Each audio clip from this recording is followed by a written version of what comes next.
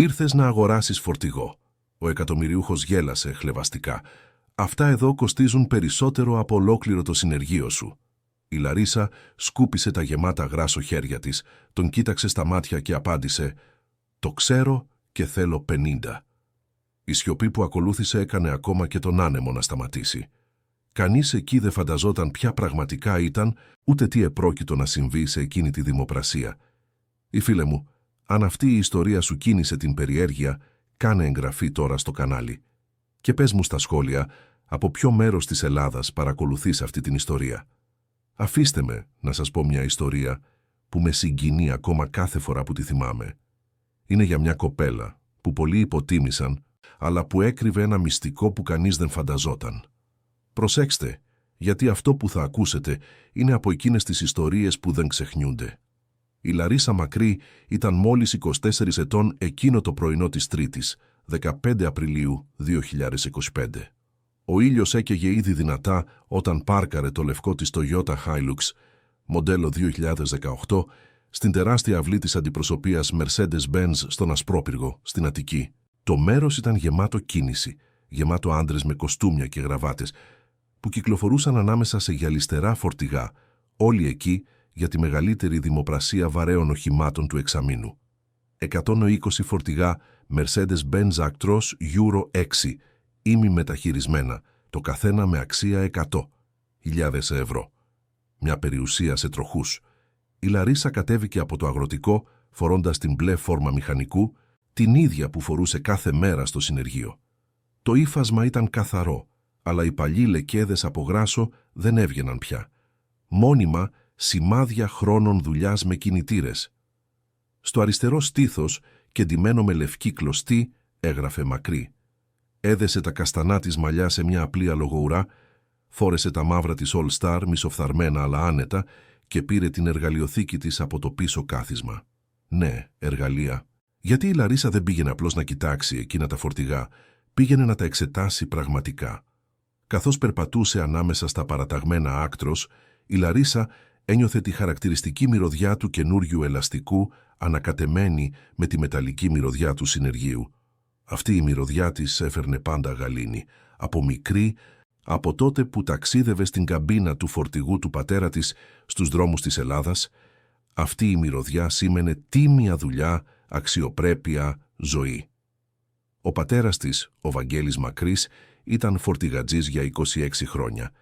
Ένας απλός άνθρωπος, λιγομίλητος, που αγαπούσε εκείνη την καμπίνα σαν να ήταν το δεύτερο σπίτι του και ήταν κατά κάποιον τρόπο αυτός και η Λαρίσα περνούσαν περισσότερο χρόνο στο δρόμο παρά οπουδήποτε αλλού. Η μητέρα της Λαρίσας πέθανε όταν εκείνη ήταν μόλις 3 ετών. Καρκίνος του μαστού, γρήγορος και βάναυσος. Ο Βαγγέλης έμεινε μόνος με ένα μικρό κορίτσι και ένα μπλε Σκάνια 113, μοντέλο 1995, που ήταν ό,τι είχε στον κόσμο. Δεν είχε στενή οικογένεια, δεν είχε δίχτυ ασφαλείας. Έτσι, έκανε ό,τι μπορούσε, πήρε την κόρη του μαζί. Από τα 8 της χρόνια η Λαρίσα γνώριζε κάθε εκατοστό εκείνου του φορτηγού. Γνώριζε το συγκεκριμένο μουγκριτό του κινητήρα όταν ήταν υγιής και ήξερε να εντοπίζει κάθε περίεργο θόρυβο πριν καν επιδεινωθεί το πρόβλημα. Ήταν στους δρόμους, σε βενζινάδικα φωτισμένα από κιτρινοπές λάμπες στις 3 τα ξημερώματα, που η Λαρίσα έμαθε πραγματική μηχανική. Όταν τα λεφτά ήταν πολύ λίγα για να πληρώσουν μηχανικό και σχεδόν πάντα ήταν, εκείνη και ο πατέρας της έβαζαν τα χέρια τους στη δουλειά. Εκείνη κρατούσε τον φακό, ενώ ο Βαγγέλης άλλαζε το φίλτρο λαδιού. Εκείνη του έδινε τα σωστά εργαλεία όταν ρύθμιζε τα μπέκ και όταν έκλεισε τα 15, μπορούσε ήδη να λύσει και να δέσει μόνη της έναν ολόκληρο κινητήρα Σκάνια. Ο Βαγγέλης ήταν περήφανος για αυτήν. Της έλεγε πάντα «Κόρη μου, η γνώση είναι ο μόνος πλούτος που κανείς δεν μπορεί να σου κλέψει, αλλά η ζωή στους δρόμους έχει το τίμημά της».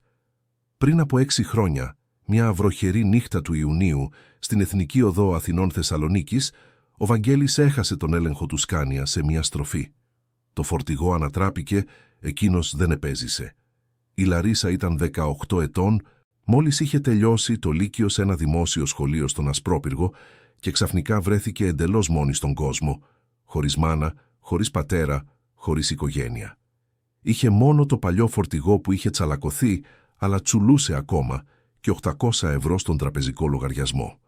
Πολλοί πίστεψαν ότι θα πουλούσε το Σκάνια και θα προσπαθούσε να βρει δουλειά ως πολίτρια, ως σερβιτόρα, οτιδήποτε μακριά από τους δρόμους.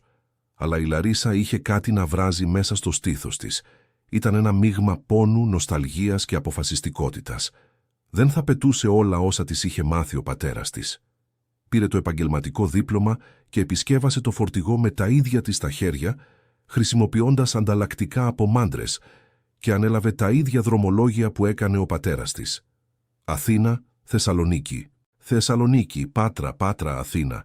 Ατελείωτοι κύκλοι μεταφέροντας ό,τι προέκυπτε, ζωοτροφές, τσιμέντο, έπιπλα, ηλεκτρονικά. Τους πρώτους μήνες κοιμόταν στην καμπίνα για να κάνει οικονομία, έτρωγε κρύο φαγητό από τάπερ, έκανε μπάνιο σε βενζινάδικα. Κάθε λεπτό που κέρδιζε το φύλαγε ή το επένδυε ξανά στο φορτηγό, αλλά η πραγματική αλλαγή ήρθε όταν άλλοι φορτηγατζίδες άρχισαν να παρατηρούν το ταλέντο της στην επισκευή κινητήρων. Η Λαρίσα είχε ένα σπάνιο χάρισμα. Μπορούσε να διαγνώσει πολύπλοκα προβλήματα σε κινητήρες ντίζελ μόνο ακούγοντας τον ήχο τους να δουλεύουν. Ένα τρίξιμο εδώ, ένα χτύπημα εκεί, ένα διαφορετικό σφύριγμα και ήξερε ακριβώς ποιο εξάρτημα αστοχούσε. Σε σύντομο χρονικό διάστημα δεν ήταν απλώς η κόρη του Βαγγέλη που τώρα δουλεύει το φορτηγό του. Ήταν εκείνο το κορίτσι που ξέρει από κινητήρες καλύτερα από πολλούς παλιούς μηχανικούς του δρόμου. Και οι παραγγελίες άρχισαν να φτάνουν. Ένας οδηγός εδώ, ένας άλλος εκεί. Λαρίσα, ρίξε μια ματιά στο Βόλβο μου. Κοπελιά, το Σκάνια μου κάνει έναν περίεργο θόρυβο, μπορείς να το δεις. Και χρέωνε φθηνά, αλλά χρέωνε και τα επένδυε όλα. Σε 8 μήνες αγόρασε το δεύτερο φορτηγό, σε άλλους 5, το τρίτο, προσέλαβε οδηγούς, άτομα εμπιστοσύνης που γνώριζε από το δρόμο, δημιούργησε σταθερά δρομολόγια, έκλεισε συμβόλαια με εταιρείες και ποτέ δεν σταμάτησε να μελετά. Τα βράδια, αφού οδηγούσε όλη μέρα, διάβαζε τεχνικά εγχειρίδια κινητήρων Mercedes, Scania, Volvo, Volkswagen. Μελετούσε συστήματα ηλεκτρονικού ψεκασμού Common Rail, τουρμπίνες μεταβλητής γεωμετρίας, αυτόματα κυβότια, iShift. Όλα μόνη της. Τώρα, 6 χρόνια μετά το θάνατο του πατέρα της, η Λαρίσα ήταν ιδιοκτήτρια της Macris Logistics, μιας μεταφορικής εταιρείας που λειτουργούσε 847 ιδιόκτητα φορτηγά και απασχολούσε 1.500 υπαλλήλους σε 7 περιφέρειες. Ο ετήσιος τζίρος έφτανε τα 350 εκατομμύρια ευρώ, αλλά σχεδόν κανείς δεν το ήξερε αυτό. Δεν έδινε συνεντεύξεις, δεν εμφανιζόταν σε επιχειρηματικά περιοδικά, δεν σύχναζε σε εκδηλώσεις του κλάδου, συνέχιζε να φοράει φόρμα εργασίας, συνέχιζε να λερώνει τα χέρια της με γράσο, συνέχιζε να επιθεωρεί προσωπικά τη συντήρηση του στόλου της και ήταν ακριβώς γι' αυτό που εκείνο το πρωινό στον Ασπρόπυργο κανείς δεν υποψιάστηκε ποια πραγματικά ήταν. Η Λαρίσα άνοιξε το καπό του πρώτου άκτρος της σειράς και έσκυψε για να εξετάσει τον εξακύλινδρο εν σειρά κινητήρα των 12 8 λίτρων. Τα δάχτυλά της έτρεξαν στους αγωγούς εισαγωγής, ελέγχοντας για τζόγους ή ρογμές. Πλησίασε το αυτί της στο μπλοκ του κινητήρα, χτύπησε ελαφρά με τις αρθρώσεις των δακτύλων της σε στρατηγικά σημεία, ακούγοντας τον μεταλλικό ήχο που αντιχούσε. Για όποιον δεν καταλάβαινε, αυτό έμοιαζε με παράξενη ιεροτελεστία. Για εκείνη ήταν καθαρή επιστήμη. Κάθε ήχος αποκάλυπτε την πυκνότητα του υλικού, έδειχνε αν υπήρχαν εσωτερικές ρογμές, έδειχνε την πραγματική κατάσταση διατήρησης. Ήταν τόσο συγκεντρωμένη που δεν κατάλαβε πότε μία σκιά έπεσε πάνω στον κινητήρα. Μία αντρική φωνή, βαριά και γεμάτη ηρωνία, έκοψε τον αέρα. «Κοπελιά, αυτή η δημοπρασία είναι για επιχειρηματίες που αγοράζουν φορτηγά, όχι για μηχανικούς που τα επισκευάζουν». Η Λαρίσα σήκωσε τα μάτια και βρέθηκε μπροστά σε έναν ψηλό άντρα, πιθανότατα στα τέλη των 30, που φορούσε ένα ανθρακί κοστούμι, το οποίο μάλλον κόστιζε περισσότερο από όσα ξόδευε εκείνη σε 3 μήνες για προσωπικά έξοδα. Τα μαλλιά του ήταν άψογα χτενισμένα προς τα πίσω με ζελέ. Το ρολόι στον καρπό του ήταν ένα Rolex Submariner που εύκολα άξιζε 8-0.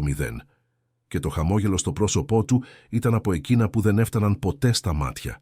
Ένα χαμόγελο ανωτερότητας, κάποιου που διασκεδάζει με το δικό του αστείο. Πίσω του, 3 βοηθοί ντυμένοι με πιο απλά κοστούμια κρατούσαν ντοσιέ και τάμπλετ. Όλοι κοιτούσαν τη Λαρίσα, με εκφράσεις που κυμαίνονταν μεταξύ περιέργειας και περιφρόνησης. Πιο πίσω, η Λαρίσα μπόρεσε να διακρίνει μια ασημή Mercedes AMG GT παρκαρισμένη στην περιοχή VIP. Σίγουρα το αυτοκίνητο αυτού του άντρα, 180.000 ευρώ σε 4 τροχούς. Η Λαρίσα σκούπισε τα χέρια της σε ένα πανί που είχε στην τσέπη της φόρμας εργασίας και απάντησε ήρεμα, χωρίς να αλλάξει τον τόνο της φωνής της. «Το ξέρω, αξιολογώ πριν αγοράσω». Η απάντηση προκάλεσε ένα γνήσιο γέλιο στον άντρα. Δεν ήταν ένα συγκρατημένο γέλιο, ήταν ένα δυνατό καγχασμό που έκανε πολλά κεφάλια να γυρίσουν προς το μέρος τους. «Να αγοράσεις, εσύ». Κοίταξε τους βοηθούς του σαν να ζητούσε επιβεβαίωση ότι άκουσε καλά. «Αυτά τα φορτηγά κοστίζουν πάνω από 100.000 το καθένα, Χρυσή μου. Εσύ τι βγάζεις?» «Δουλεύοντας σε συνεργείο, 700-800 ευρώ το μήνα». Η Λαρίσα ένιωσε το αίμα της να βράζει, αλλά κράτησε την έκφρασή της ουδέτερη. Γνώριζε τέτοιους άντρες. Είχε συναντήσει δεκάδες από δάφτους όλα αυτά τα χρόνια. Άντρες που την κοιτούσαν και έβλεπαν μόνο μια γυναίκα με λερωμένη φόρμα.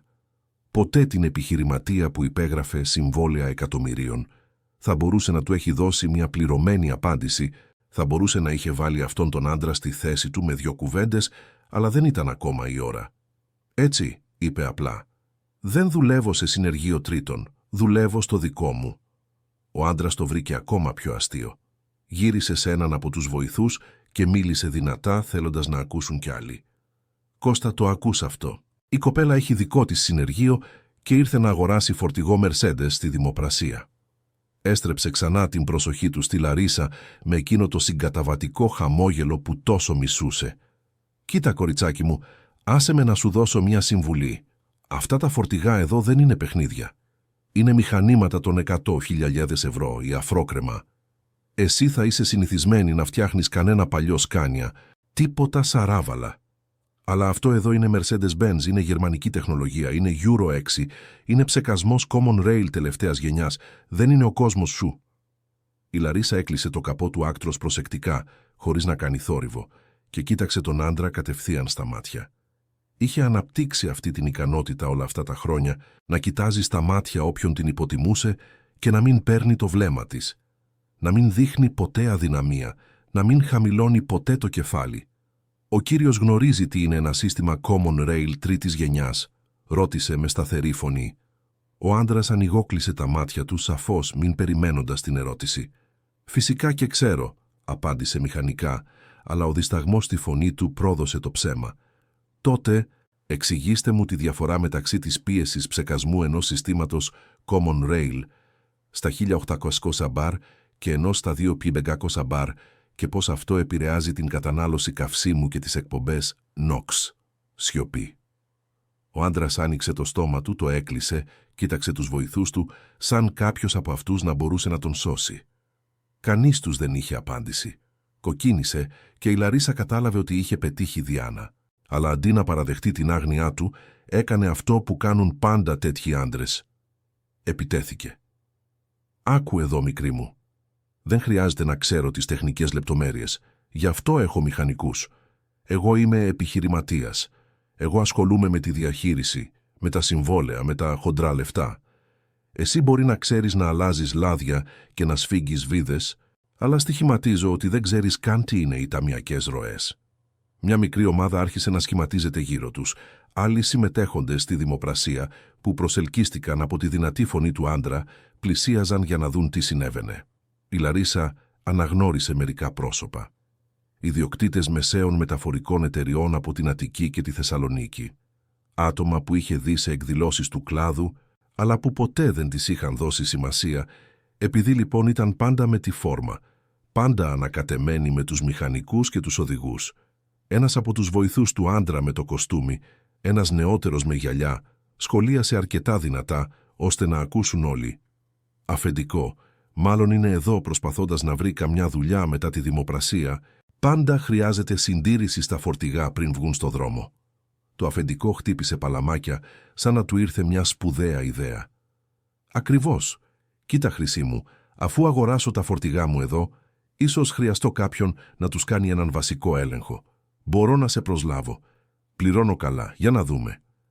€20 το φορτηγάκι για να κάνεις έναν γενικό καθαρισμό, να τσεκάρεις υγρά, τέτοια πράγματα. Τι λες? Είναι καλό χαρτζηλίκι για σένα. Μερικά γέλια ακούστηκαν στην ομάδα. Η Λαρίσα κατάλαβε ότι αυτό γινόταν θέαμα για εκείνους τους ανθρώπους, η φτωχή μηχανικός που μπαίνει στη θέση της από τον πλούσιο επιχειρηματία. Τι διασκεδαστικό, έσφιξε τις γροθιές μέσα στις τσέπες της φόρμας, πήρε μια βαθιά ανάσα και μέτρησε μέχρι το 5 πριν απαντήσει. Ο πατέρας της έλεγε πάντα «Κόρη μου, όταν κάποιος σε υποτιμά, μην φωνάζεις. Απάντα με γεγονότα, γιατί οι φωνές χάνονται στον άνεμο, αλλά τα γεγονότα μένουν χαραγμένα στη μνήμη». «Α, δεν με ενδιαφέρει να πλένω φορτηγά», απάντησε η Λαρίσα με σταθερότητα. «Ήρθα εδώ για να αγοράσω». Ο άντρας έβαλε ξανά εκείνο το δυνατό γέλιο, μόνο που αυτή τη φορά συνοδεύτηκε από πολλά άλλα. Η ομάδα γύρω τους είχε μεγαλώσει σε τουλάχιστον 15 άτομα. «Α, αλήθεια, και πόσα θα αγοράσεις?» Σταύρωσε τα χέρια διασκεδάζοντας ξεκάθαρα. 1, 2, αν η τράπεζα εγκρίνει καμιά γενναιόδορη χρηματοδότηση. Η Λαρίσα κράτησε το βλέμμα του για 3 ολόκληρα δευτερόλεπτα. Μπορούσε να νιώσει την καρδιά της να χτυπάει γρήγορα στο στήθος, όχι από φόβο, αλλά από συγκρατημένο θυμό. Θυμό για εκείνον τον άντρα, θυμό για όλους τους άντρες, σαν και αυτόν που είχε συναντήσει στη ζωή της. Άντρες που νόμιζαν ότι ένα πτυχίο κρεμασμένο στον τοίχο και ένας φουσκωμένος τραπεζικός λογαριασμός τους έκαναν ανώτερους από εκείνους που πραγματικά ήξεραν τη δουλειά, από εκείνους που πραγματικά λέρωναν τα χέρια τους. Και τότε είπε με μια καθαρή φωνή που έκοψε όλες τις συζητήσεις τριγύρω «50». Η σιωπή που ακολούθησε ήταν τόσο βαθιά που η Λαρίσα μπορούσε να ακούσει τον αέρα, να κουνάει τις σημαίες της Mercedes-Benz στην είσοδο της μάντρας. Ο άντρας με το κοστούμι ανοιγόκλεισε τα μάτια του 3 φορές, σαν να επεξεργαζόταν αυτό που μόλις είχε ακούσει, και μετά ξέσπασε σε τρανταχτά γέλια, με τουλάχιστον 10 άτομα γύρω του να τον ακολουθούν αμέσως. 50 φορτηγά Mercedes, παιδιά. Το ακούσατε αυτό? Γύρισε προς το αυτοσχέδιο κοινό, δείχνοντας τη Λαρίσα σαν να ήταν ατραξιόν σε τσίρκο. Θέλει να αγοράσει 50 φορτηγά. Αυτό μας κάνει. Κάτσε να υπολογίσω. Περίπου 5 εκατομμύρια. Χρυσή μου, δεν έχεις λεφτά ούτε για την προκαταβολή του 1. Τα γέλια δυνάμωσαν. Κάποιος σχολίασε. Πρέπει να είναι φάρσα για το ίντερνετ. Θα υπάρχει κρυφή κάμερα. Ένας άλλος είπε. Δεν ξέρει καν πόσα λεφτά είναι αυτά. Ένας τρίτος, κακομοίρα, μάλλον μπερδεύτηκε με 50 βίδες. Γράψτε στα σχόλια μία λέξη που να περιγράφει τι θα νιώθατε στη θέση της Λαρίσα εκείνη τη στιγμή. Ο άντρας με το κοστούμι έλαμπε, απολαμβάνοντας ξεκάθαρα το ότι ήταν το κέντρο της προσοχής. Πλησίασε τη Λαρίσα, χαμήλωσε λίγο τη φωνή του, αλλά ακόμα αρκετά δυνατά ώστε να ακούνε όλοι. «Κοίτα, θα σου δώσω άλλη μία συμβουλή δωρεάν, εντάξει. Γύρνα στο συνεργείο σου. Φτιάξε τα παλιά σου φορτηγάκια. Βγάλε το τίμιο μεροκάματό σου. Αυτός ο κόσμος εδώ, ο κόσμος των μεγάλων επιχειρήσεων, δεν είναι μέρος για άτομα σαν εσένα.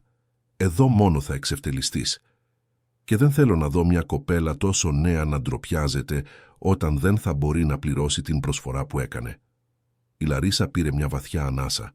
Μπορούσε να νιώσει όλους αυτούς τους ανθρώπους να την κοιτάζουν.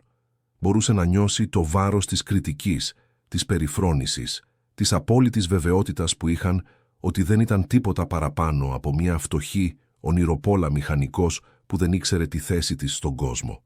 Και ξέρετε τι έκανε, χαμογέλασε.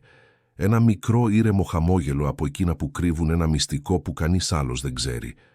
«Έχετε δίκιο», είπε ήρεμα. «Αυτός ο κόσμος πραγματικά δεν είναι μέρος για όλους». Έκανε μια παύση. «Είναι μέρος μόνο για όποιον πραγματικά τον καταλαβαίνει». Πριν προλάβει ο άντρας πριν προλάβει να απαντήσει, μια ενισχυμένη φωνή αντίχησε από τα μεγάφωνα της μάντρας. «Προσοχή, κύριοι συμμετέχοντες. Η δημοπρασία θα ξεκινήσει σε 15 λεπτά. Παρακαλούμε να κατευθυνθείτε όλοι στο κεντρικό υπόστεγο και να λάβετε τις θέσεις σας. Υπενθυμίζουμε ότι οι προσφορές θα γίνονται με τις αριθμημένες καρτέλες που διανεμήθηκαν κατά τη διαπίστευση.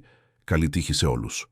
Σταδιακά, η ομάδα άρχισε να διαλύεται, περπατώντας προς το μεγάλο μεταλλικό υπόστεγο στο κέντρο των εγκαταστάσεων. Ο άντρας με το κοστούμι έριξε μια τελευταία ματιά στη Λαρίσα, κούνησε το κεφάλι του σαν να την λυπόταν και συνέχισε με τους βοηθούς του. Τον είδε όταν σχολίασε σε έναν από αυτούς. «Καημενούλα, θα περάσει τη μεγαλύτερη ντροπή της ζωής της σε λίγο». Η Λαρίσα έμεινε ακίνητη για ένα λεπτό ακόμα, μόνη ανάμεσα στα φορτηγά. Κοίταξε το άκτρος δίπλα της, χάιδεψε απαλά την κρύα λαμαρίνα και ψιθύρισε κάτι που άκουσε μόνο εκείνη. «Πατέρα, αυτό είναι για σένα και για τα επόμενα 50 επίσης». Τότε πήρε την καρτέλα συμμετοχής της, νούμερο 47, και περπάτησε με βήματα σταθερά προς το υπόστεγο, έτοιμη να δείξει σε εκείνους τους ανθρώπους το μεγαλύτερο λάθος που είχαν κάνει, να υποτιμήσουν μια γυναίκα που είχε χτίσει μια αυτοκρατορία σιωπηλά. Το υπόστεγο ήταν γεμάτο. Πάνω από 200 άτομα καταλάμβαναν τις καρέκλες που ήταν τοποθετημένες σε σειρές, όλες στραμμένες προς την εξέδρα, όπου ο Δημοπράτης ρύθμιζε ήδη το μικρόφωνο. Το κλιματιστικό πάλευε ενάντια στη ζέστη του Μαΐου, αλλά παρόλα αυτά η ατμόσφαιρα ήταν πνιγυρή με τόσους ανθρώπους συγκεντρωμένους εκεί. Η Λαρίσα διάλεξε μια θέση στην 5η σειρά από την αριστερή πλευρά, όχι πολύ μπροστά για να τραβήξει την προσοχή, όχι πολύ πίσω για να φανεί ανασφαλής. Έβαλε την καρτέλα νούμερο 47 στα πόδια της και σταύρωσε τα χέρια της πάνω της, αναπνέοντας αργά για να ηρεμήσει την καρδιά της που επέμενε να χτυπά γρήγορα. 3 σειρές μπροστά μπορούσε να δει τον σβέρκο του άντρα με τον γκρι κοστούμι. Καθόταν σε προνομιακή θέση, περιτριγυρισμένος από τους 3 βοηθούς του, συζητώντας ζωηρά με άλλους επιχειρηματίες γύρω του. Πού και πού γελούσε δυνατά, φροντίζοντας να αντιληφθούν όλη την παρουσία του. Η Λαρίσα παρατήρησε όταν χαιρέτησε διαχυτικά έναν κύριο με γκρίζα μαλλιά, πιθανότατα κάποιον σημαντικό επιχειρηματία του χώρου. Ήταν από εκείνο τον τύπο ανθρώπου που χρειαζόταν να τον βλέπουν, που χρειαζόταν να αναγνωρίζεται, που μετρούσε την αξία του με την ποσότητα των χειραψιών που έκανε. Ο Δημοπράτης χτύπησε 3 φορές το μικρόφωνο, παράγοντας έναν μεταλλικό θόρυβο που αντίχησε στο υπόστεγο και έκανε τις συζητήσεις να σταματήσουν σταδιακά. «Καλημέρα σε όλους. Το όνομά μου είναι Ανδρέας Παπαγεωργίου. Είμαι επίσημος Δημοπράτης εγγεγραμμένος στο εμπορικό επιμελητήριο και θα είναι χαρά μου να διεξάγω αυτή τη δημοπρασία σήμερα». Ήταν ένας άντρας γύρω στα 55, με γκρίζα μαλλιά, γυαλιά με μεταλλικό σκελετό, φωνή σταθερή και καθαρή κάποιου που έκανε αυτή τη δουλειά για δεκαετίες. Πριν ξεκινήσουμε πρέπει να υπενθυμίσω τους κανόνες. Όλοι οι συμμετέχοντες που είναι παρόντες εδώ έχουν εγγραφεί εκ των προτέρων και η οικονομική τους ικανότητα έχει ελεγχθεί από τη Mercedes-Benz Hellas. Επομένως, όλες οι προσφορές που θα γίνουν θα θεωρούνται έγκυρες και δεσμευτικές. Έκανε μια παύση κοιτάζοντας το κοινό πάνω από τα γυαλιά του. Η πληρωμή θα πρέπει να πραγματοποιηθεί εντός 48 εργάσιμων ωρών μέσω τραπεζικής μεταφοράς ή τραπεζικής επιταγής. Η πλήρης τεκμηρίωση των οχημάτων θα μεταβιβαστεί εντός 5 εργάσιμων ημερών μετά την επιβεβαίωση της πληρωμής. Απορίες, σιωπή, εξαιρετικά. Ας ξεκινήσουμε λοιπόν. Οι πρώτες παρτίδες δημοπρατήθηκαν χωρίς μεγάλες συγκινήσεις, φορτηγά μεμονωμένα ή σε μικρές ομάδες των 3, 4 μονάδων. Οι προσφορές ανέβαιναν σταδιακά. Οι επιχειρηματίες σήκωναν τις καρτέλες τους με κινήσεις διακριτικές και ο Δημοπράτης διεύθυνε τα πάντα με την ακρίβεια μαέστρου. Η Λαρίσα παρατηρούσε προσεκτικά, μελετώντας το μοτίβο, κατανοώντας τον ρυθμό. Παρατήρησε ότι η πλειοψηφία των αγοραστών ήταν συντηρητική, κάνοντας μικρές αυξητικές προσφορές, χωρίς να ρισκάρουν ποτέ πολύ μεγάλα άλματα στην αξία. Όταν το ρολόι στον ψηφιακό πίνακα έδειχνε 10:47, ο Δημοπράτης ανακοίνωσε «Παρτίδα νούμερο 7». Αυτή είναι μία από τις premium παρτίδες σήμερα, κυρίες και κύριοι. Έκανε μια δραματική παύση. 50 μονάδες Mercedes-Benz Actros κινητήρας 460 ύπων, Euro 6 έτος 2023, με μόλις 85.000 χιλιμέτρα το καθένα. Τα φορτηγά πέρασαν από πλήρη έλεγχο στο εξουσιοδοτημένο δίκτυο της Mercedes με επέκταση εγγύησης 2 ετών. Τιμή εκκίνησης για όλη την παρτίδα, 4.800 ευρώ. Ένα μουρμουριτό διέτρεξε το υπόστεγο. 50 φορτηγά με τη μία δεν ήταν για ερασιτέχνες. Αυτό ήταν για μεγάλες εταιρείες, για όσους είχαν υποδομή και κεφάλαιο. Η Λαρίσα είδε τον άντρα με το κοστούμι να βολεύεται στην καρέκλα του ετοιμαζόμενος. Ψιθύρισε κάτι σε έναν από τους βοηθούς που έγνεψε καταφατικά και κράτησε σημειώσεις στο τάμπλετ. «Ας ξεκινήσουμε. Ποιος προσφέρει τα 4.800?» μιλιαλιέδες για την πλήρη παρτίδα. Πριν προλάβει να υψωθεί οποιοδήποτε χέρι, πριν σηκωθεί οποιαδήποτε καρτέλα, μια φωνή γυναικεία, καθαρή και σταθερή, αντίχησε στο υπόστεγο. 5 εκατομμύρια. Όλα τα κεφάλια γύρισαν ακαριέα. Ο Δημοπράτης σήκωσε τα μάτια του από το αναλόγιο, ψάχνοντας την προέλευση της φωνής. Η Λαρίσα ήταν όρθια, κρατώντας την καρτέλα νούμερο 47 ψηλά, με το χέρι τεντωμένο τελείως, χωρίς τρέμουλο. Η σιωπή κράτησε 3 ολόκληρα δευτερόλεπτα και τότε άρχισε το μουρμουριτό. Δεκάδες ταυτόχρονες συζητήσεις σε χαμηλή ένταση, άνθρωποι που γύριζαν δεξιά και αριστερά, δείχνοντας διακριτικά, ρωτώντας ποια ήταν εκείνη η κοπέλα, με τη φόρμα εργασίας που μόλις είχε κάνει προσφορά 5 εκατομμυρίων. Ο άντρας με το κοστούμι γύρισε ολόκληρο στην καρέκλα, με τα μάτια γουρλωμένα. Όταν αναγνώρισε τη Λαρίσα, το πρόσωπό του πέρασε από μια αλληλουχία εκφράσεων, έκπληξη, δυσπιστία και μετά θυμό, αγνό θυμό. Σηκώθηκε απότομα, κάνοντας την καρέκλα να συρθεί με θόρυβο στο πάτωμα και φώναξε στον Δημοπράτη. «Μας δουλεύει. Κύριε Δημοπράτη, ελέγξτε αν αυτή η κοπέλα έχει πίστοση για τέτοια προσφορά. Αυτό είναι παράλογο. Δεν έχει τα χρήματα για κάτι τέτοιο». Το υπόστεγο εξεράγησε συζητήσεις. Άνθρωποι σηκώνονταν, τέντωναν τον λαιμό για να δουν καλύτερα, κάνοντας σχόλια. Ο Ανδρέας Παπαγεωργίου, ο Δημοπράτης, διατήρησε την επαγγελματική του ψυχραιμία. Κοίταξε τον βοηθό του, έναν νεαρό που κρατούσε ένα τάμπλετ, και έκανε μια χειρονομία. Ο βοηθός πληκτρολόγησε κάτι γρήγορα, επαλήθευσε τις πληροφορίες και έγνεψε θετικά με το κεφάλι. «Κύριε», είπε ο Δημοπράτης με φωνή σταθερή, κοιτάζοντας απευθείας τον άντρα με το κοστούμι. «Όλοι οι συμμετέχοντες σε αυτή τη δημοπρασία έχουν προεγκριθεί βάσει πλήρους οικονομικής τεκμηρίωσης. Η συμμετέχουσα νούμερο 47 είναι δεόντως εγγεγραμμένη και πιστοποιημένη. Η προσφορά είναι έγκυρη». Ο άντρας έγινε κόκκινος. Κόκκινος από θυμό, από ταπείνωση, από δυσπιστία. Κοίταξε τους βοηθούς του σαν να ήθελε μια εξήγηση, σαν να υπήρχε κάποιο λάθος στο σύστημα. Κάποια βλάβη. Ένας από αυτούς του ψιθύρισε κάτι στο αυτί, δείχνοντας αριθμούς στο τάμπλετ. Ο άντρας πήρε μια βαθιά ανάσα, έσφιξε τις γροθιές και πρακτικά ούρλιαξε. 5, 1 εκατομμύρια. Δεν δίστασε ούτε μισό δευτερόλεπτο, σαν να συνέχιζε απλώς μια συζήτηση. 5, 2 εκατομμύρια. Το μουρμουριτό έγινε φασαρία. Άνθρωποι άρχισαν να σηκώνονται, θέλοντας να δουν καλύτερα αυτή την απίθανη διαμάχη. Ποια ήταν εκείνη η μηχανικός, από πού είχε τόσα χρήματα, τι συνέβαινε εκεί. Ο άντρας με το κοστούμι ίδρωνε τώρα. Η Λαρίσα μπορούσε να το δει από εκεί που ήταν. Γύρισε γρήγορα προς έναν από τους βοηθούς, τον μεγαλύτερο σε ηλικία, που φαινόταν να είναι ο οικονομικός διευθυντής. Υπήρξε μια βιαστική συζήτηση, ψιθυριστή αλλά έντονη. Ο βοηθός έδειξε νούμερα στο τάμπλετ, κούνησε το κεφάλι του αρνητικά σε κάποιες ερωτήσεις, έκανε γρήγορους υπολογισμούς. Η έκφραση του άντρα με το κοστούμι γινόταν όλο και πιο τεταμένη. Είχε λεφτά. Η Λαρίσα το ήξερε αυτό, αλλά δεν είχε αρκετά ρευστά διαθέσιμα για να συνεχίσει αυτόν τον πόλεμο προσφορών χωρίς να διακινδυνεύσει όλη την οικονομική δομή της εταιρείας του. Είχε μελετήσει τη Vulgaris Trans πριν έρθει στη δημοπρασία. Ήξερε ότι η εταιρεία είχε προβλήματα ταμειακών ροών. Ήξερε ότι είχαν χάσει σημαντικά συμβόλαια τους τελευταίους 18 μήνες. Ήξερε ότι ήταν απελπισμένοι να ανανεώσουν τον στόλο, αλλά χωρίς υγιές κεφάλαιο κίνησης. Ο άντρας κοίταξε τη Λαρίσα με τα μάτια γεμάτα μίσος και απόγνωση και ήταν στριμωγμένος και το ήξερε.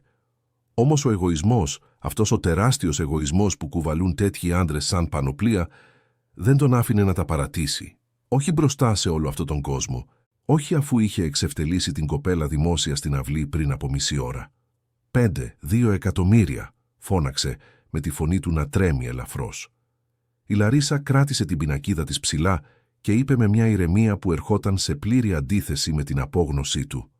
5, 4 εκατομμύρια μετρητής μεταφορά σήμερα κιόλας. Ο αντίκτυπος αυτών των λέξεων ήταν σαν μια βόμβα που εξεράγει σιωπηλά στην αίθουσα. 5, 4 εκατομμύρια ευρώ μετρητής, χωρίς δάνεια, χωρίς δόσεις, χωρίς να χρειάζεται τραπεζική έγκριση.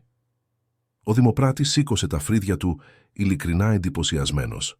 Σε όλα τα χρόνια της καριέρας του, σπάνια έβλεπε προσφορές τέτοιου μεγέθους να πληρώνονται της μετρητής. Ο άντρας με το κοστούμι χλώμιασε, κυριολεκτικά χλώμιασε. Το χρώμα έφυγε από το πρόσωπό του σαν κάποιος να είχε ανοίξει μια βρύση και να του είχε στραγγίξει όλο το αίμα. Κοίταξε τον οικονομικό διευθυντή του, ο οποίος απλώς κούνησε το κεφάλι του αρνητικά, αργά, με μια έκφραση που τα έλεγε όλα. «Δεν έχουμε αυτά τα χρήματα διαθέσιμα, όχι έτσι, όχι μετρητά». 5-4 εκατομμύρια μετρητής, επανέλαβε ο Δημοπράτης, με τη φωνή του να αντυχεί στο υπόστεγο που ήταν πλέον εντελώς σιωπηλό. Μία. Ο άντρας με το κοστούμι ήταν ακίνητος, παγωμένος, με τις γροθιές σφιγμένες τόσο δυνατά, που οι αρθρώσεις των δαχτύλων του είχαν ασπρίσει. Άνοιξε το στόμα του, προσπάθησε να πει κάτι, αλλά δεν βγήκε ήχος. Γύρω τους ο κόσμος παρακολουθούσε σαν να έβλεπε τελικό πρωταθλήματος, κρατώντας την ανάσα του. Πουλήθηκε στη συμμετέχουσα με τον αριθμό 47. Το χτύπημα του σφυριού του Δημοπράτη στο τραπέζι αντίχησε σαν πυροβολισμός. Το υπόστεγο εξεράγησε συζητήσεις. Άνθρωποι σηκώνονταν, έδειχναν, ρωτούσαν, υπέθεταν ποια ήταν αυτή η γυναίκα, πώς είχε τόσα χρήματα, από ποια εταιρεία ήταν. Η Λαρίσα παρέμεινε όρθια με την πινακίδα ακόμα ψηλά, την καρδιά της να χτυπάει δυνατά, αλλά το πρόσωπό της εντελώς γαλήνιο. Είχε μάθει με τα χρόνια, ποτέ μην δείχνεις τα συναισθήματά σου δημόσια, ποτέ μην τους αφήνεις να δουν αν είσαι νευρική, χαρούμενη, φοβισμένη ή ανακουφισμένη. Κράτα το πρόσωπο ουδέτερο και άσε τις πράξεις σου να μιλήσουν για σένα. Ο άντρας με το κοστούμι γύρισε τελείως προς το μέρος της, τα μάτια του ήταν γουρλωμένα, η αναπνοή του βαριά. Κατέβηκε τα σκαλιά που χώριζαν τις σειρές με μεγάλους δρασκελισμούς, σχεδόν παραπατώντας, με τους βοηθούς του να προσπαθούν να τον ακολουθήσουν. Όταν έφτασε στη Λαρίσα, έτρεμε από θυμό, από ταπείνωση, από σοκ. «Μπλοφάρης», έφτισε τις λέξεις, με το πρόσωπό του εκατοστά μακριά από το δικό της. Δεν υπάρχει μηχανικός στην Ελλάδα που να έχει 5-4 εκατομμύρια στον λογαριασμό του. Όταν δεν μπορέσεις να πληρώσεις, θα σε μηνύσουν, θα σε καταστρέψουν και εγώ θα αγοράσω αυτά τα φορτηγά σε ακόμα καλύτερη τιμή. Μόλις έκανες το μεγαλύτερο λάθος της ζωής σου. Η Λαρίσα τον κοίταξε με εκείνη την ηρεμία που έκανε τους ανθρώπους να νιώθουν άβολα. Άφησε μερικά δευτερόλεπτα να περάσουν, τον άφησε να βράσει στο ίδιο του το μίσος και μετά είπε χαμηλόφωνα, αλλά αρκετά σταθερά ώστε να ακούσουν και οι βοηθοί του. «Κύριε Βούλγαρη, έχω ήδη μεταφέρει το ποσό. Μπορείτε να ρωτήσετε τον Δημοπράτη». Ο άντρας πάγωσε. «Πώς ξέρεις το όνομά μου?» Εκείνη τη στιγμή ο Ανδρέας Παπαγεωργίου, ο Δημοπράτης, κατέβαινε από το βήμα με ένα τάμπλετ στο χέρι. Πλησίασε την ομάδα που είχε σχηματιστεί γύρω από τη Λαρίσα και τον άντρα με το κοστούμι. Με την επαγγελματική του φωνή είπε: «Κύριε Βούλγαρη, επιβεβαιώνω ότι η μεταφορά πραγματοποιήθηκε και ήδη βρίσκεται υπό επεξεργασία». Γύρισε το τάμπλετ ώστε ο Θάνος να μπορεί να δει την οθόνη. 5-4 εκατομμύρια από τον εταιρικό λογαριασμό της Macris Logistics ΑΗ προς τη Mercedes-Benz Hellas ΑΗ. Το ποσό βρίσκεται ήδη σε εκαθάριση. Όλα είναι εντάξει. Ο Θάνος Βούλγαρης, γιατί ναι, αυτό ήταν το όνομά του, Θάνος Βούλγαρης, κληρονόμος της Vulgaris Trans, διάβασε τις πληροφορίες στο τάμπλετ. Τα μάτια του διέτρεξαν τις γραμμές 1, 2, 3 φορές και τότε είδε το όνομα. Macris Logistics ΑΗ. Αυτό το όνομα. Το ήξερε αυτό το όνομα. Το αίμα πάγωσε στις φλέβες του. Αναμνήσεις άρχισαν να αναδύονται. Κομμάτια παλιών συζητήσεων, απελπισμένες συναντήσεις. Πριν από 3 χρόνια, όταν η Vulgaris Trans είχε ακόμα κάποιο κύρος στην αγορά, όταν ακόμα δεν βούλιαζε στα χρέη και την κακοδιαχείριση, ο πατέρας του, πριν πεθάνει από έμφραγμα, είχε προσπαθήσει να κλείσει μια συνάντηση με τον CEO της Macris Logistics. Ήταν μια νέα εταιρεία που είχε αναπτυχθεί εξωφρενικά γρήγορα, που έπαιρνε συμβόλαια που πριν ανήκαν στη Vulgaris. Ο πατέρας του Θάνου ήθελε να προτείνει συγχώνευση ή ίσως πώληση, οτιδήποτε για να σώσει την κληρονομιά της οικογένειας. Η απάντηση είχε έρθει με email, ευγενική αλλά σταθερή. «Ευχαριστούμε για το ενδιαφέρον, αλλά η Macris Logistics δεν αναζητά συνεργασίες ή εξαγορές αυτή τη στιγμή». Ο Θάνος δεν είχε μάθει ποτέ ποιος ήταν ο CEO της Macris Logistics. Υπέθετε ότι ήταν κάποιος ηλικιωμένος άντρας, ίσως κάποιος με πολιτικές διασυνδέσεις, κληρονομημένα χρήματα. Κάποιος έμπειρος επιχειρηματίας που είχε μπει στην αγορά μεταφορών με κεφάλαια επενδυτών. Ποτέ, ούτε στιγμή, δεν φαντάστηκε ότι θα μπορούσε να είναι. Σήκωσε τα μάτια του από το τάμπλετ αργά, σαν να φοβόταν αυτό που θα έβλεπε. Η Λαρίσα ήταν εκεί, με την μπλε φόρμα εργασίας λερωμένη με γράσα, τα μαλλιά πιασμένα σε μια απλή αλογοουρά, φθαρμένα αθλητικά, χωρίς μακιγιάζ, χωρίς κοσμήματα, χωρίς κανένα από τα σύμβολα που εκείνος συνέδεε με τον πλούτο και την εξουσία. Αλλά τα μάτια της. Τα μάτια της είχαν εκείνη τη σιγουριά, εκείνη τη στιβαρότητα, που έχουν μόνο όσοι έχτισαν κάτι αληθινό με τα ίδια τους τα χέρια. «Εσύ», ψιθύρισε με τη φωνή του να βγαίνει βραχνή. «Εσύ είσαι η ιδιοκτήτρια της Macris Logistics». Η Λαρίσα χαμογέλασε για πρώτη φορά από τότε που είχε φτάσει στη δημοπρασία. Ένα μικρό ήρεμο χαμόγελο, αλλά γεμάτο νόημα. Γύρω τους ο κόσμος είχε κάνει κύκλο. Όλοι ήθελαν να ακούσουν αυτή τη συζήτηση. Όλοι ένιωθαν ότι κάτι σημαντικό συνέβαινε εκεί. CEO και ιδρύτρια, απάντησε ήρεμα. Έχτισα την εταιρεία από το 0, ξεκινώντας με το μπλε Scania και Account 13, που μου άφησε ο πατέρας μου όταν πέθανε πριν από 6 χρόνια. Σήμερα λειτουργούμε 250 ιδιόκτητα φορτηγά σε όλη την Ελλάδα και τα Βαλκάνια. Κάνουμε τζίρο 350 εκατομμύρια ευρώ το χρόνο. Τα καθαρά μας κέρδη στην τελευταία χρήση ήταν 45 εκατομμύρια ευρώ. Κάθε λέξη ήταν σαν γροθιά στο στομάχι του Θάνου. Ήταν χλωμός, έτρεμε, εντελώς διαλυμένος. Γύρω, οι ψίθυροι ήταν τώρα γνήσιας έκπληξης, ακόμα και σεβασμού. Κάποιοι άρχισαν να αναγνωρίζουν το όνομα Macris Logistics, να κάνουν τις συνδέσεις, να καταλαβαίνουν το μέγεθος αυτού που έβλεπαν μπροστά τους. Η Λαρίσα έκανε ένα βήμα προς τον Θάνο, κλείνοντας κι άλλο την απόσταση μεταξύ τους. Όταν μίλησε, η φωνή της είχε ένα βάρος που έκανε όλο το υπόστεγο να σωπάσει για να ακούσει. «Και ξέρετε ποιο είναι το μυστικό μου, κύριε Βούλγαρη. Καταλαβαίνω κάθε βίδα, κάθε σύστημα, κάθε εξάρτημα των φορτηγών μου. Δεν αναθέτω τη συντήρηση σε τρίτους, ελπίζοντας να κάνουν καλή δουλειά. Την επιβλέπω προσωπικά. Γι' αυτό ο στόλος μου έχει 99% επιχειρησιακή διαθεσιμότητα». Έκανε μια παύση αφήνοντας τα λόγια να εισχωρήσουν.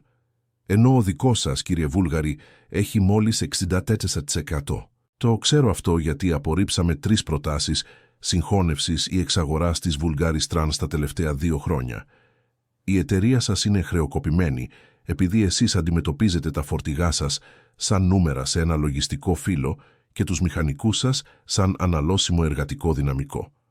Εσείς δεν πιάσατε ποτέ εργαλείο στη ζωή σας, δεν λερώσατε ποτέ τα χέρια σας με γράσο, δεν καταλάβατε ποτέ ότι η καρδιά μιας μεταφορικής δεν χτυπάει στο γραφείο αλλά στο συνεργείο». Η σιωπή ήταν νεκρική.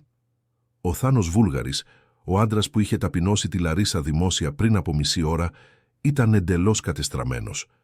Δεν υπήρχε πιθανή απάντηση, δεν υπήρχε άμυνα. Όλα όσα είχε πει ήταν αλήθεια. Και το ήξερε.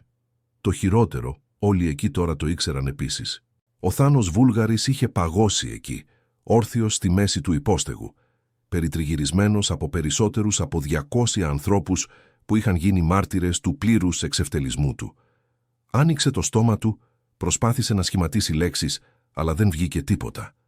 Οι βοηθοί του γύρω έδειχναν εξίσου χαμένοι, κοιτάζοντας το πάτωμα δεξιά και αριστερά, οπουδήποτε αλλού, εκτός από εκείνον. Για το πρόσωπο του αφεντικού, μουσική. Η ντροπή ήταν χειροπιαστή βαριά σαν μολύβι στον αέρα. Τελικά, μετά από αυτό που φάνηκε σαν μια αιωνιότητα, ο Θάνος κατάφερε να ψιθυρίσει κάτι που έμοιαζε με στεναγμό. Εγώ δεν ήξερα. Φαίνεσαι τόσο νέα και ήσουν ντυμένη σαν μηχανικός». Η Λαρίσα ολοκλήρωσε τη φράση με απαλότητα, αλλά υπήρχε σταθερότητα εκεί. «Γιατί είμαι μηχανικός, κύριε Βούλγαρη, και είμαι πολύ περήφανη γι' αυτό». Έκανε άλλο ένα βήμα προς το μέρος του και ο Θάνος οπισθοχώρησε ενστικτωδώς, λες και εκείνες οι λέξεις ήταν φυσικά χτυπήματα. «Έμαθα αυτή τη δουλειά στους δρόμους της Ελλάδας με τον πατέρα μου. Ο Βαγγέλης Μακρύς ήταν φορτηγατζής, ένας απλός άνθρωπος που οδηγούσε το ίδιο Σκάνια 113 για 15 χρόνια. Η μητέρα μου πέθανε όταν ήμουν 3 ετών και ο πατέρας μου με μεγάλωσε μόνος του, παίρνοντάς με σε όλα τα ταξίδια, γιατί δεν είχε πού να με αφήσει. Στα 8 μου Ήξερα ήδη να εντοπίζω πρόβλημα στο σύστημα ψήξης μόνο ακούγοντας τον θόρυβο του βεντιλατέρ. Στα 15 έλυνα και έδαινα έναν ολόκληρο κινητήρα. Η φωνή της ήταν ήρεμη, αλλά κάθε λέξη κουβαλούσε το βάρος μιας ολόκληρης ζωής αγώνα, μάθησης και υπέρβασης. Όταν πέθανε ο πατέρας μου πριν από 6 χρόνια, ήμουνα 18 χρονών και είχα 800 ευρώ στον λογαριασμό. Θα μπορούσα να τα είχα παρατήσει, να πουλήσω το παλιό φορτηγό, να βρω μια οποιαδήποτε δουλειά. Αλλά ξέρεις τι έκανα. Επισκέβασα εκείνο το σκάνια με τα ίδια μου τα χέρια. Ανέλαβα τα δρομολόγια του πατέρα μου και άρχισα να χτίζω κάτι, φορτηγό με φορτηγό, συμβόλαιο με συμβόλαιο, πελάτη με πελάτη. Γύρω τους μερικοί άνθρωποι ήταν βουρκωμένοι. Η ιστορία της Λαρίσας άγγιζε κάτι βαθύ, κάτι για την αξιοπρέπεια και την τίμια εργασία που αντιχούσε σε όποιον είχε παλέψει για κάτι στη ζωή του. Κοιμόμουν στην καμπίνα για να εξοικονομήσω χρήματα. Έκανα μπάνιο σε βενζινάδικα. Έτρωγα κρύο φαγητό από τάπερ και κάθε μουσική σεντ που κέρδιζα το επανεπένδυα. Αγόρασα το δεύτερο φορτηγό μου σε 8 μήνες, το τρίτο σε άλλους 5 και ποτέ δεν σταμάτησα να διαβάζω.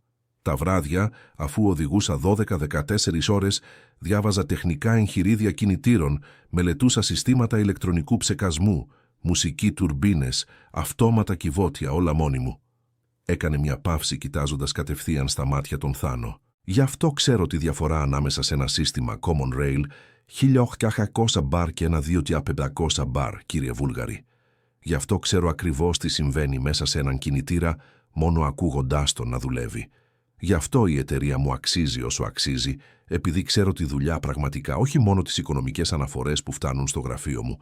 Ξέρω κάθε βίδα, κάθε σύστημα, κάθε πρόκληση και γι' αυτό σέβομαι βαθύτατα κάθε μηχανικό, κάθε οδηγό που δουλεύει μαζί μου, γιατί ξέρω την αξία τους.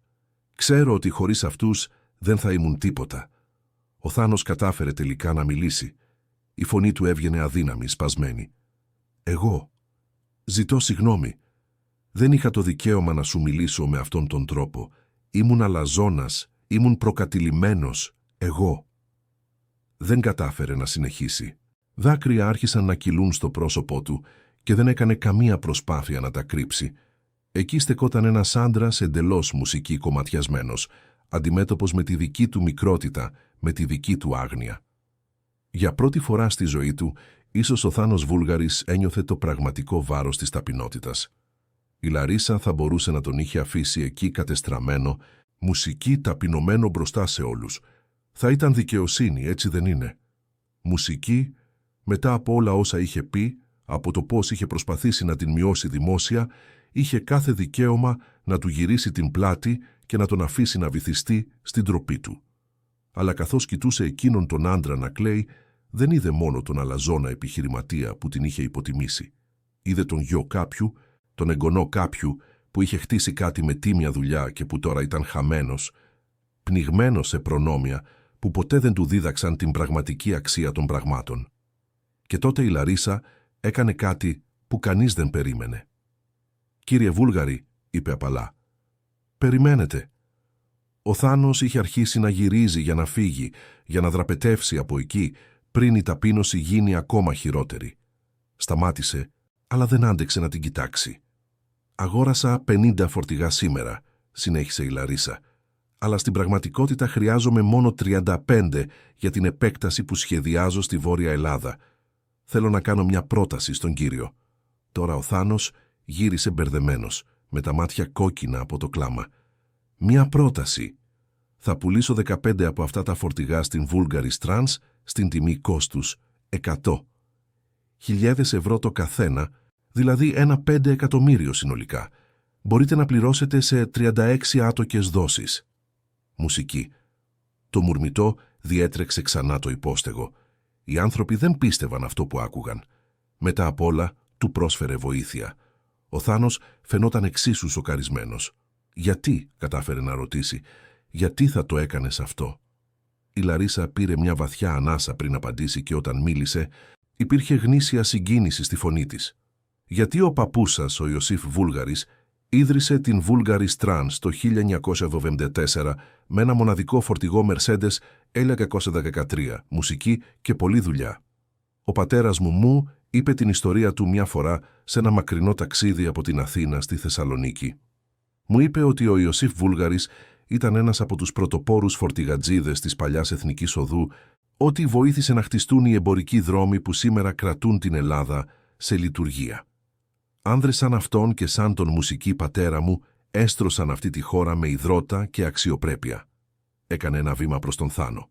Δεν θα αφήσω την κληρονομιά του παππού σας να πεθάνει εξαιτίας της αλαζονίας του εγγονού, αλλά εσείς θα πρέπει να μάθετε την ταπεινότητα με τον δύσκολο τρόπο και γι' αυτό υπάρχει ένας δεύτερος όρος.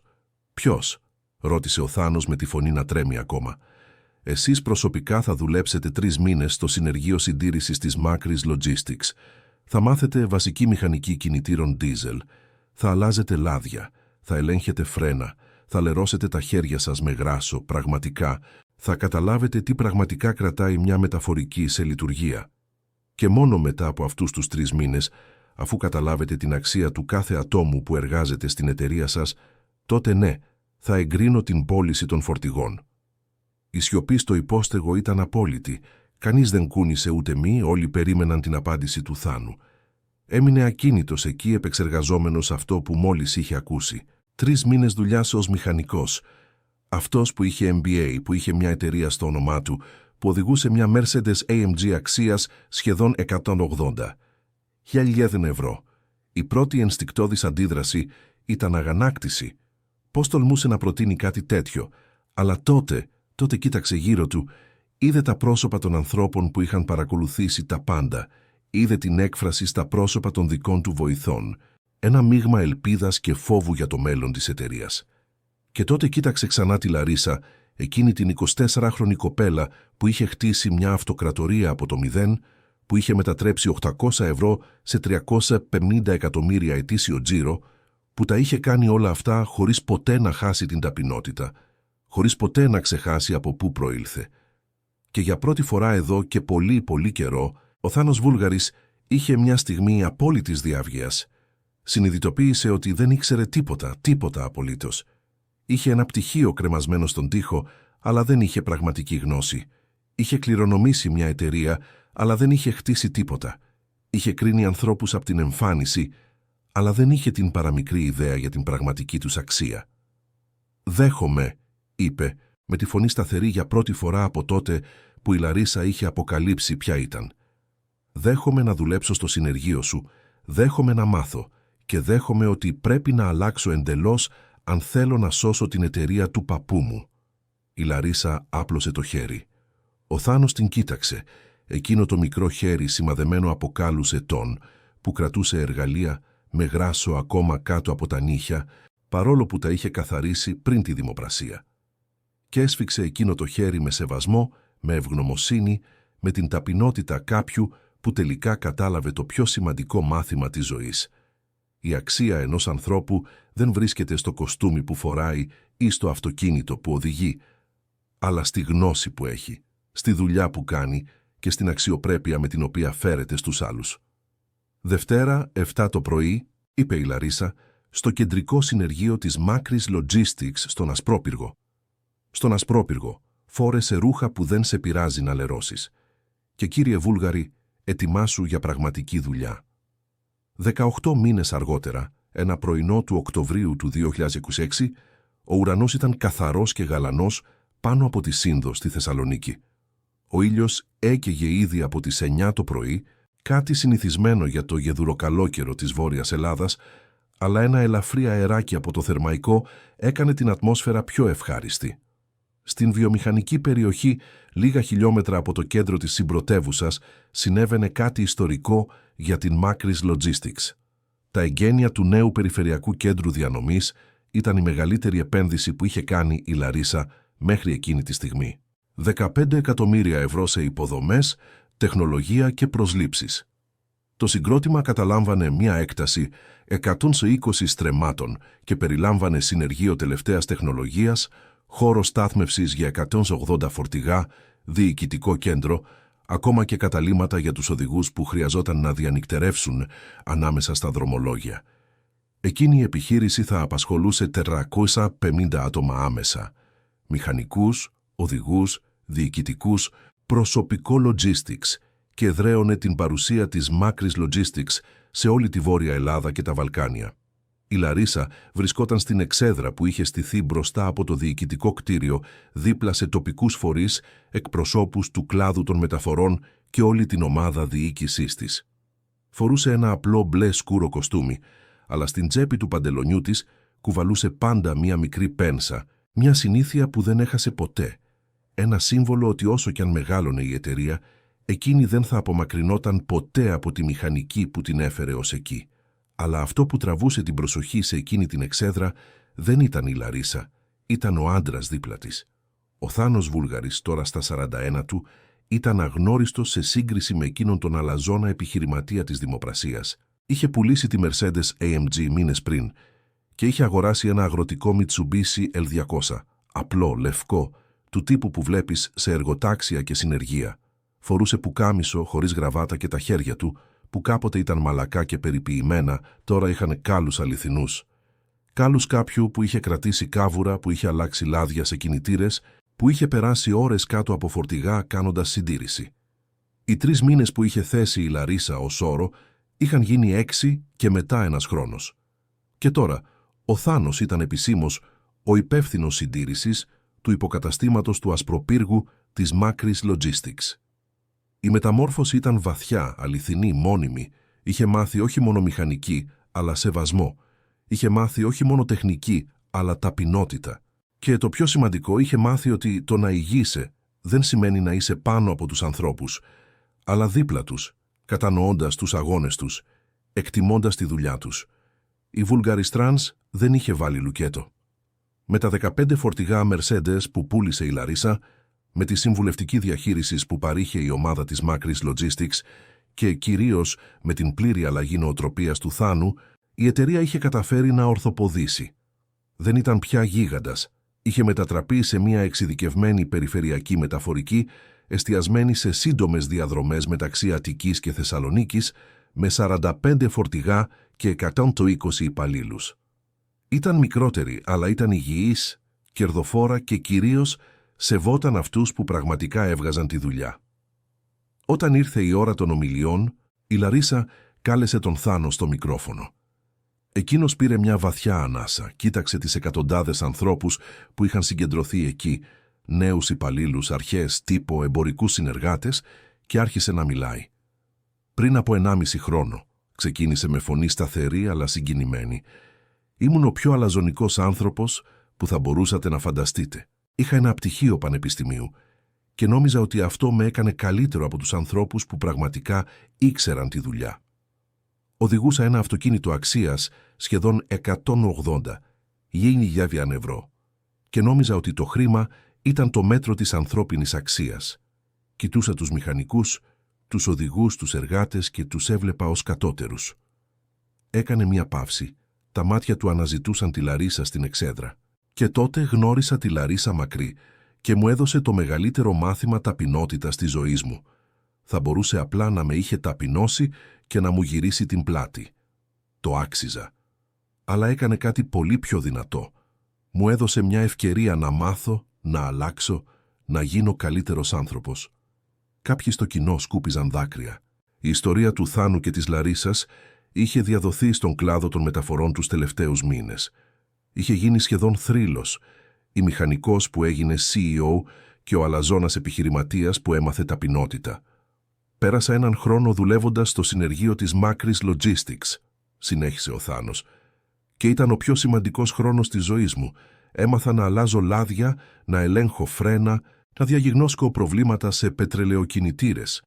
Τα χέρια μου έβγαλαν κάλους, τα ρούχα μου λέρωσαν με γράσα και για πρώτη φορά κατάλαβα τι σημαίνει να δουλεύεις πραγματικά. Κατάλαβα την αξία του κάθε ανθρώπου που κρατάει ένα φορτηγό στο δρόμο. Κατάλαβα ότι δεν υπάρχει μικρή δουλειά, υπάρχει δουλειά που δεν εκτιμάται σωστά». Κοίταξε το κοινό, φροντίζοντας να κάνει οπτική επαφή με τους μηχανικούς που ήταν εκεί. «Σήμερα ξέρω ότι δεν έχει σημασία πόσα πτυχία έχεις, πόσα λεφτά κληρονόμησες ή τι τίτλο γράφει η κάρτα σου. Αυτό που έχει σημασία είναι τι χτίζεις με τα ίδια σου τα χέρια, η πραγματική γνώση που κατέχεις και κυρίως ο σεβασμός με τον οποίο φέρεσαι στους ανθρώπους. Η Λαρίσα μου το δίδαξε αυτό όχι με λόγια, αλλά με το παράδειγμα. Εκείνη που έκτισε μία αυτοκρατορία από το μηδέν, δεν έχασε ποτέ την ταπεινότητά της. Εκείνη που έχει εκατοντάδες εκατομμύρια σε περιουσιακά στοιχεία, φοράει ακόμα φόρμα μηχανικού και επιθεωρεί προσωπικά τα φορτηγά της. Είναι η ζωντανή απόδειξη ότι το μεγαλείο δεν βρίσκεται σε αυτά που έχεις, αλλά στο ποιος είσαι. Το χειροκρότημα ήταν κουφαντικό. Ο Θάνος κατέβηκε από την εξέδρα με δάκρυα στα μάτια και η Λαρίσα τον αγκάλιασε. Ήταν μία αγκαλιά ειλικρινής, αμοιβαίου σεβασμού, δύο ανθρώπων που είχαν διανύσει πολύ διαφορετικούς δρόμους, αλλά που τώρα κατανοούσαν την ίδια θεμελιώδη αξία, την αξιοπρέπεια στην εργασία.